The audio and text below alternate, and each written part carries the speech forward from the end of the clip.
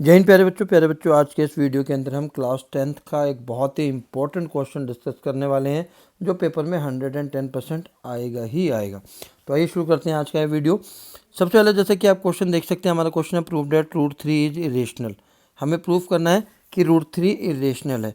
तो रूट 3 की जगह रूट 5 भी हो सकता है, रूट 7 भी हो सकता है। तो आपने बस थोड़ा सा चेंज करना और आपका क्वेश्चन हो जाएगा। तो सबसे पहले आपने क्या करना है, हमें इरेशनल प्रूफ करना है। तो हमें इसका ऑपोजिट लेट करना होगा, लेट रूट 3 इज रेशनल। ठीक है, हमने उसका ऑपोजिट लेट कर लिया कि रूट 3 क्या है, रेशनल है। ठीक है, अगर रूट 3 रेशनल है तो रूट 3 को हम a अपॉन बी की फॉर्म में लिख सकते हैं। ठीक है, जहाँ पर a एंड b क्या होंगे, कोप्राइम होंगे। ठीक है, और b की वैल्यू 0 के इक्वल नहीं हो सकती। अब कोप्राइम नंबर कौन से होते हैं, जिसका कॉमन फैक्टर क्या हो, 1 हो। अब इसका क्या मतलब है कॉमन फैक्टर 1 का, कॉमन फैक्टर 1 का मतलब है कि a और b दोनों ही नंबर सिर्फ 1 से डिवाइड हो सकते हैं। आगे हमें इसी को ही रॉन्ग प्रूफ करना है। ठीक है, चलिए इसके बाद का अगला आपका स्टेप है स्क्वेयरिंग बोथ साइड। ठीक है, जब आपने इसको ये लेट कर लिया तो आपने करना है squaring both sides. Squaring both side करने से क्या होगा, रूट 3 का भी स्क्वायर आ जाएगा, a अपॉन बी का भी स्क्वायर हो जाएगा। ठीक है, अब स्क्वायर से स्क्वायर रूट क्या हो जाता है, कैंसिल हो जाता है। ठीक, तो ये आ जाएगा 3 is equals to a square upon b square. A b और 3 की पोजीशन को आपने इंटरचेंज कर देना है। ठीक है, b square is equals to a square upon 3। Clear हो गया। यहाँ तक पहला स्टेप है, पहली इक्वेशन है, आपने इसके सामने लिखना है A square is divisible by 3,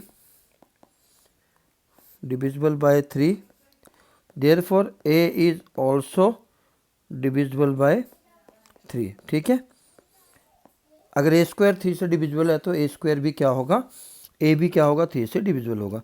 अगले स्टेप में आपने ए को क्या करना है, लेट करना है 3c। अगर आप 3√3 प्रूफ कर रहे हैं तो आपने 3c लेना है। अगर रूट 5 कर रहे हैं तो 5c लेना है। अगर रूट 7 को प्रूफ कर रहे हैं रेशनल तो ए की वैल्यू 7c लेनी है। क्लियर।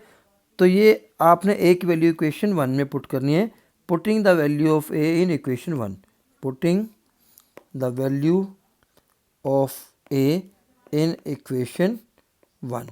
ठीक है, इक्वेशन 1 में जब मैं वैल्यू पुट करूँगा तो इक्वेशन 1 थी V square is equals to, A की वैल्यू है 3c इसका स्क्वायर अपॉन 3।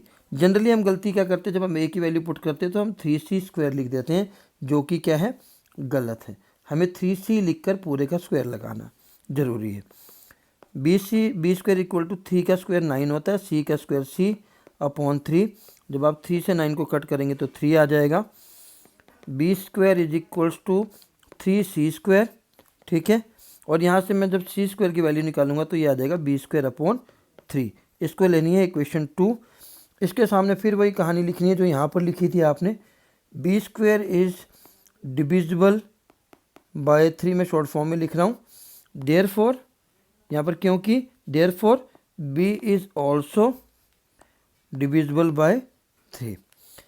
अब इक्वेशन 1 एंड 2 से अगर हम देखें, फ्रॉम इक्वेशन 1 एंड 2, ठीक है, a and b have common factor as 3, क्योंकि ए को भी 3 डिवाइड कर रहा था, हमने यहाँ लिखा। ठीक है, इस जगह पर, और बी को भी 3 डिवाइड कर रहा है, हमने यहाँ पर लिखा। ठीक है, तो ए और बी का जब कॉमन फैक्टर 3 आ गया, मैंने ऊपर बताया था कि कोप्राइम क्या होता है, जिसका कॉमन फैक्टर 1 होना चाहिए, 1 के अलावा कोई नहीं। तो इससे क्या पता लगता है कि a and b are not coprime. ठीक है, जब एक कोप्राइम नहीं है तो जो हमारी अजम्पशन थी, hence our assumption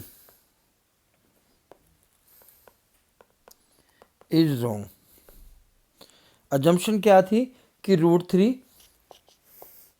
is rational. ठीक है, तो ये क्या हो गई, गलत हो गई।